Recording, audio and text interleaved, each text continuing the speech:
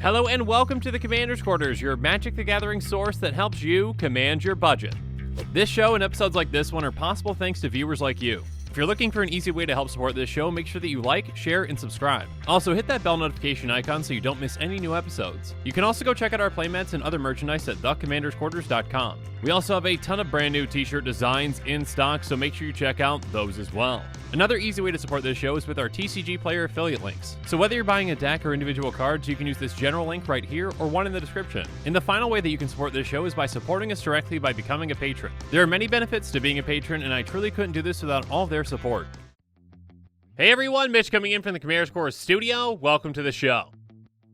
Now, a little while back, I did an episode where I taught you how to lose your friends for just $10. The feedback on that episode was overwhelmingly positive, with a lot of players out there thanking me for helping them lose their friends in such an affordable fashion. But there were some players out there that asked if I could help them out and make it even more affordable to lose their friends. Well, fear not, because now I have the solution for you. That's right, now you can lose your friends for the low price of just $5. So how are we going to spend that $5 to efficiently lose our friends? Well, let's jump into it to find out.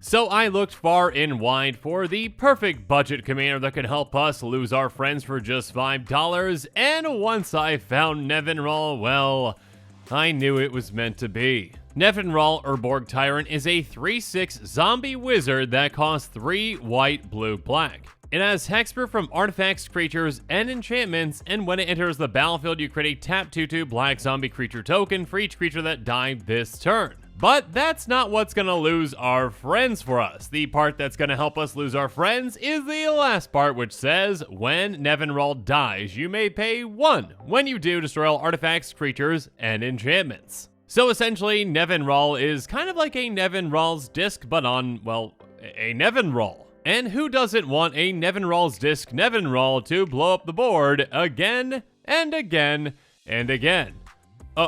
That's right, our friends don't want that, and that's why we're building this deck, so we can lose them for just $5. That's right, Nevinyrral, the board wipe on a body commander, is fantastic at clearing the board again and again and again. I don't know about you, but my friends hate having to rebuild their board multiple times in a game, and this is exactly what we're going to be making them do. In fact, at a certain point, maybe after the 4th or 5th time that we've wiped the board with this commander, they might just, pack up and leave. And in that case, we win, right? Because if they actually leave, your house, or LGS, wherever you're playing at, I believe that's a forfeit. And you might not hear from them ever again. Which, again, that's the point of this episode, right? $5 well spent. So how are we going to efficiently and effectively demolish our opponent's boards and our friendships? Well, let's jump into it to find out.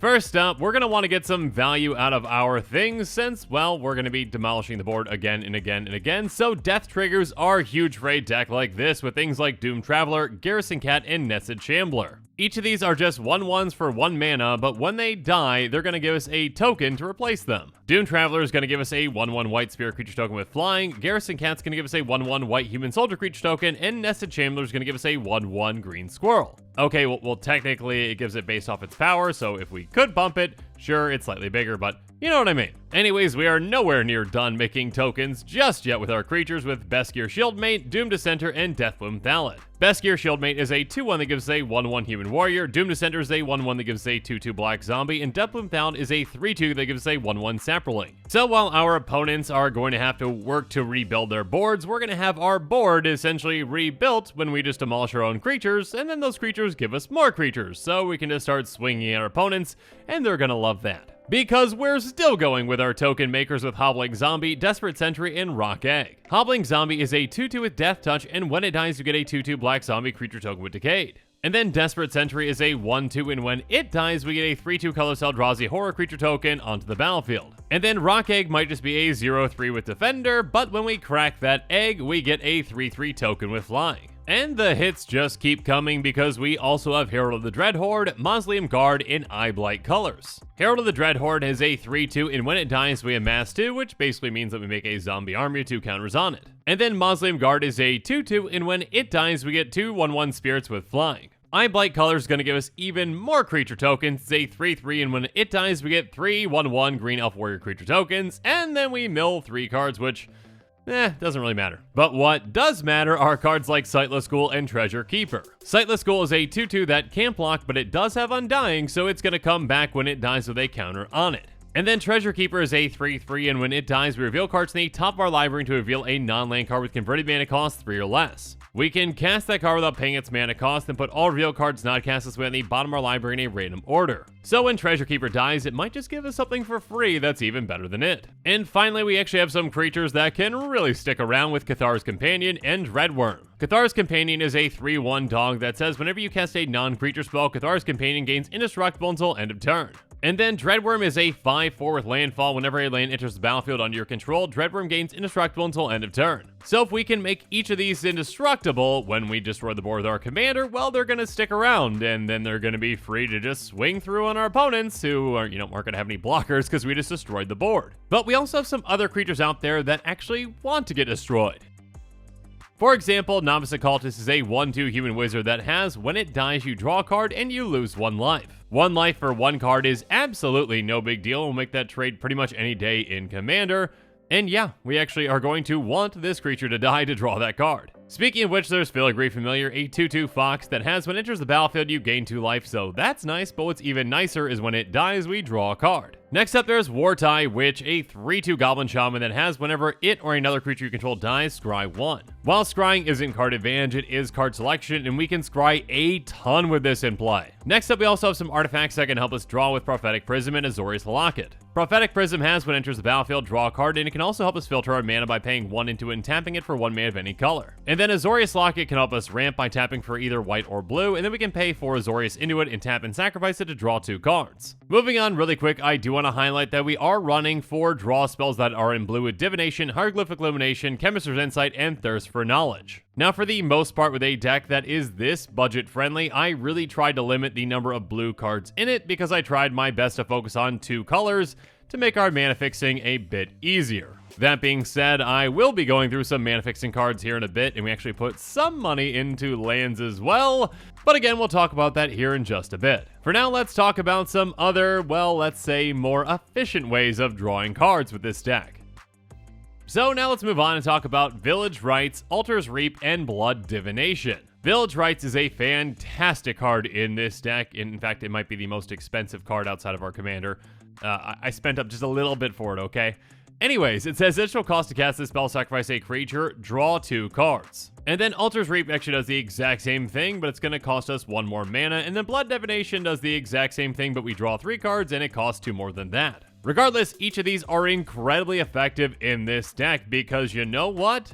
We actually like sacrificing our commander. In fact, we are dedicating a lot of cards to do just that. Because when we need to wipe the board, well, we need an efficient way to actually get rid of our commander to make sure that that happens. And Village Rites and Altar's Reap especially are incredibly efficient, and they also provide us card advantage when we do so. Moving on though, of course, we've got other ways to sacrifice our commander with things like Legion Vanguard, Witch's Cauldron, and Soul Reaper of Mogis. Legion Vanguard has pay 1, sacrifice another creature, Legion Vanguard explores. And that basically means you reveal the top card of your library. If it's a land, it goes into your hand. Otherwise, you get a counter on this creature, then that card goes into your graveyard or back on top. Witch's Cauldron has pay 1 in a black, tap, sacrifice a creature, you gain 1 life and draw a card. And Soul Reaper of Mogis has pay 2 in a black, sacrifice a creature, draw a card. Now, keep in mind a few things with these. First off, these actually are going to be pretty effective by just sacrificing, some of those creatures that actually want to make tokens and sacrificing some of those tokens for some card advantage with these. Another thing to keep in mind, though, is that when you do use these to sacrifice our commander, well,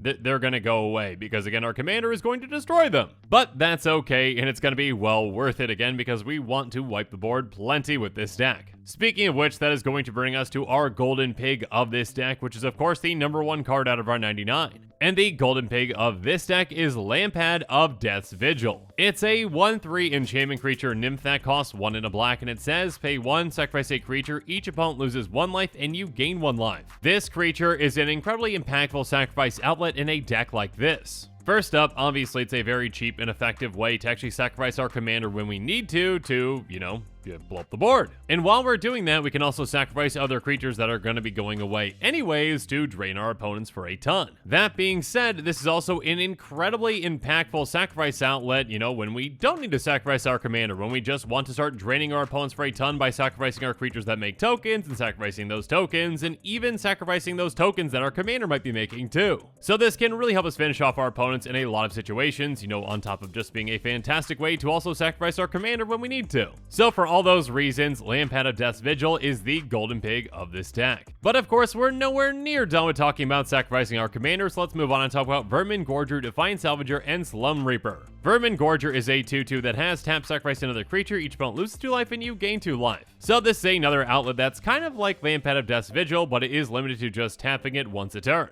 And then Defiant Salvager has sacrificed an artifact or creature, put a +1 counter on Defiant Salvager, but you can only activate this only anytime you cast a sorcery, so keep that in mind. And then Slum Reaper is a 4/2 that has, when it enters the battlefield, each player just sacrifices a creature. So in some circumstances, yeah, we want that to be our commander. In other circumstances, we don't have to. If our opponents don't have many creatures in play, we might just sacrifice this to itself, or sacrifice one of our tokens, etc, etc, etc. Next up, we've got some more sacrifice spells with Sudden Edict, Devour Flesh, and Diabolic Edict. Sudden Edict has split second, and it says target player sacrifices a creature. Devour Flesh says target player sacrifices a creature, then gains life equal to that creature's toughness. And Diabolic Edict simply says target player sacrifices a creature. So again, these can be flexible if we want to take out an opponent's creature, but if not, again, they're just very cheap and efficient ways to actually take out our own commander, to then take out everything. Speaking of which, some more sacrifice spells are Spark Harvest, Mutual Destruction, Bone Shards, and Bone Splinters. Essentially, we can use them to sacrifice a creature to destroy a creature. So in some scenarios, we are actually going to utilize, our tokens or something else to destroy a creature, or again, we can just,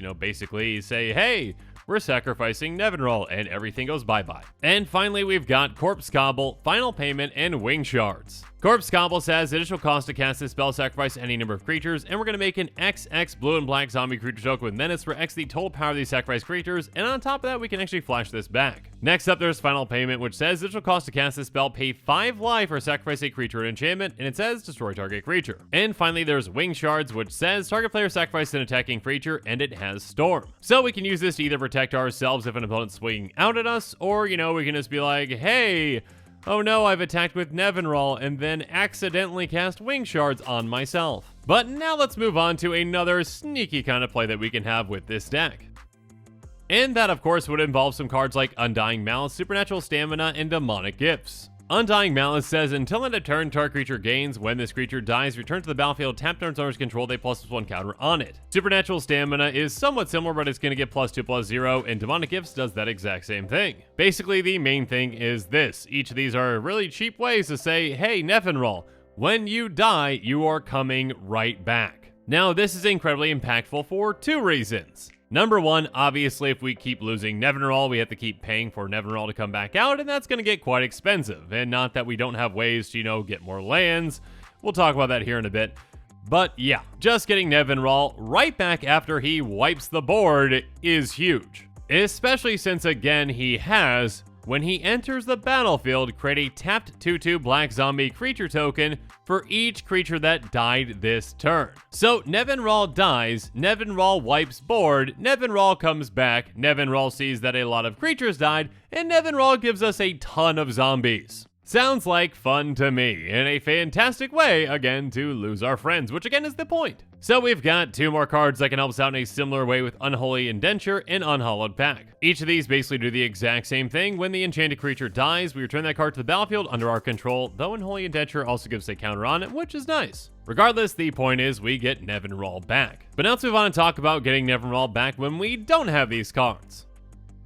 Now, when it comes to ramping on this budget, well, first off, it's very tough. And when it comes to land ramping in these colors, you don't really have many options. Again, especially this budget, because we obviously don't have access to, Wayfarer's Bauble, which I really wish we did. Anyways, we want to focus on lands with this deck because, well, we're going to be wiping the board, from all artifacts, creatures, and enchantments, so Mana Dorks and Mana Rocks really aren't going to help us out that much. So we're going to be getting lands into our hand with cards like Pilgrim's Eye, Farfinder, Skittering Surveyor, Traveler's Amulet, and Armillary Sphere. These can help ensure that we hit our land drops, which is incredibly important if we're going to keep getting Nevinyrral out. And we also have some flexible cards that have basic land cycling, so basically we can discard them and search our library for any basic land card revealed, put in our hand, then shuffle our library. These can come in really helpful in a lot of situations, so we're going to be running Mental Journey, Migratory Route, Gleam of Resistance, Absorb Vis, and World Weary. Again, these do have multiple uses, but that basic land cycling can really help us out. And speaking of lands, now typically on budgets this small, I really try to lean very heavily on basic lands. But in this case, again, we are running 3 colors, so I just snuck some lands into the budget with cards like Shimmering Grotto, Unknown Shores, Rupture Spire, Transguild Promenade, Path of Ancestry, Exotic Orchard, and Command Tower. I also snuck into the budget cards like Dimir Guildgate, Meandering River, Scout Barrens, Tranquil Cove, Azorius Guildgate, Orzhov Guildgate, and Silverquill Campus. And I even snuck in Esper Panorama, Terramorphic Expanse, Evolving Wilds, and Myriad Landscape. But now that we've talked about every single non-land card in this deck, and actually I guess we also talked about the non-basic lands, let's talk about the price.